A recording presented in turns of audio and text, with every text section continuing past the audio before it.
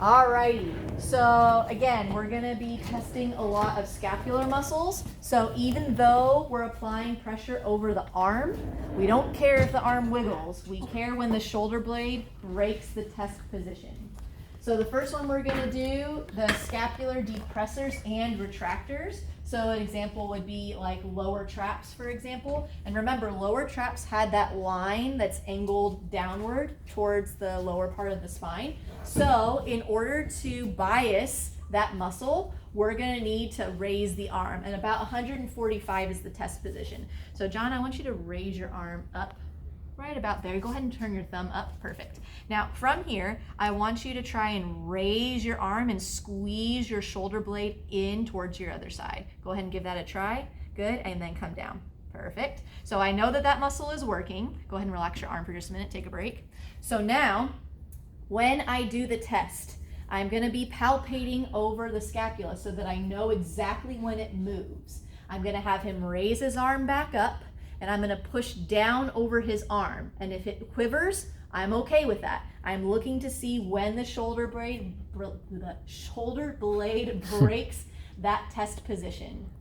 Does that make sense? Yeah. All right, here we go, John. Show us what you got. Hold it up. 3, 2, 1. And it already started to move right there. I'm sorry, my friend. I was not pushing very hard. I'll be kind and give you a 4-. I think it would have broke even if you weren't pushing it. This muscle group tends to be very weak on most people because it tends to be underutilized. So think about like when you're doing your upper body stuff at the gym, a lot of people do their rows down low or even at chest level. They don't always do the overhead ones, and that's what gets the lower trap the best. Or in ortho, you guys are going to talk about like your I's, Y's, and T's. The Y shape is what gets lower trap. So that exercise, just for funsies, is you basically have the patient with their arm overhead and you cue them squeeze your shoulder blade down and back and then relax, and just do that as an exercise. Not focusing on trying to get the arm up as high as possible. And you can see he's shaking like a leaf, my friend. No. Sorry, my friend. So yeah, that's the Y exercise. It's not about getting the arm up as high as possible. It's about really squeezing through that scapula to bias those lower trap fibers because of the angle of the arm that's moving with it. Does that make sense? Mm-hmm. Okay, so that is lower trapezius. Now moving into our pure scapular retractors, like our middle trap and our rhomboids here. For this one, we're going to go ahead and let the patient bend their elbow, and we're going to have them bring their arm in an abducted position up to the side. Good. And I'm palpating and I'm seeing that movement with that. Go ahead and bring your arm back down to rest. Now what you're going to do is you're going to bring your arm up again for me. Hold that position. Don't let me push down on your arm. Ready? 3, 2, 1. And again, I am palpating the medial border of the scapula and I'm waiting for that to move. So even though he's shaking, the scapula hasn't moved until right there. And relax. So that was stronger. That was like a 4+. So huge difference between his middle traps and his lower traps there. Okay. Now, scapular retractors and downward rotators. So this is rhomboids alone, because only the rhomboids with that angle are going to retract and pull that inferior angle inward. Okay. So it's a little bit different. For this one, we're going to cue the patient to bring his arm behind his back, kind of like the you're under arrest position. And from here, he's going to try and lift the back of his hand up off his back. And that's going to cause his scapula to not only downwardly rotate, but also retract. Go ahead and relax. There you go. I'm going to palpate those rhomboids. Do that one more time. Just try and lift up and relax. Perfect. Now we're going to apply downward pressure. And again, I'm feeling all along that medial border and the inferior angle to see when does the scapula move in the opposite direction. When is it starting to protract and upwardly rotate? So John, go ahead and do that position one more time. Hold. Ready? 1, 2, 3. Nice crack.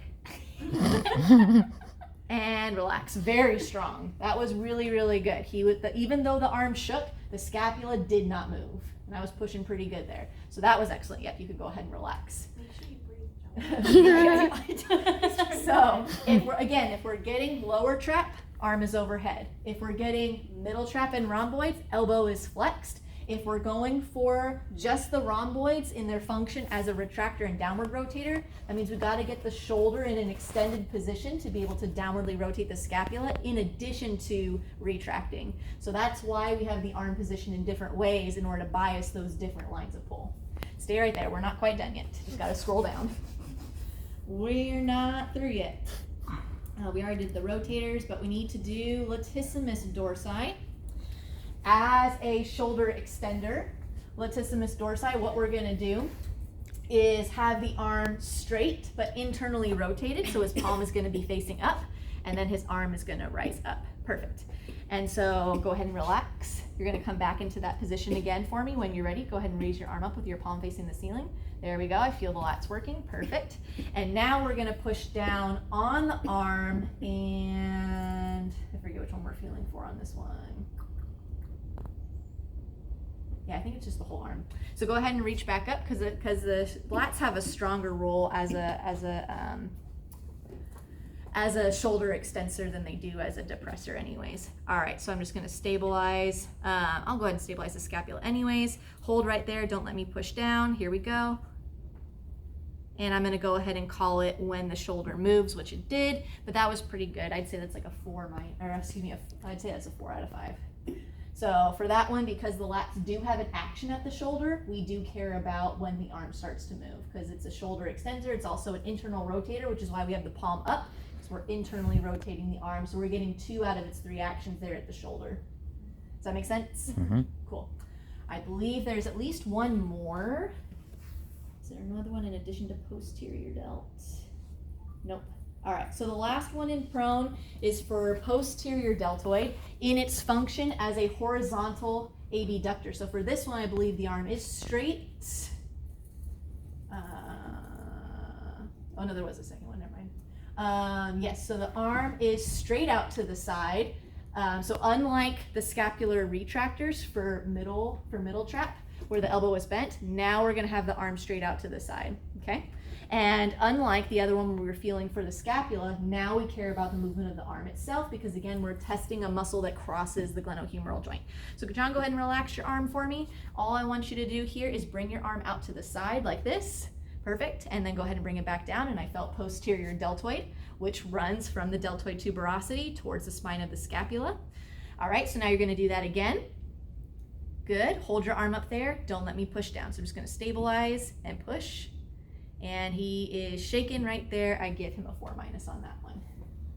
Okay? And I was wrong, there was one more. We're gonna test all the shoulder extensors as an entire group. And for that one, we're gonna push down a little bit further on the arm. So for this one, we're gonna go ahead and straighten out the arm. We're gonna raise it straight up here, good. You can palpate for any shoulder extensor muscle that you want. And we're just gonna push down a little bit further along the arm. So hold right here, don't let me push down. And there we go. That's probably like a 4. All right, I think those are all the ones in prone. We did the shoulder extensors as a group. We did posterior delt.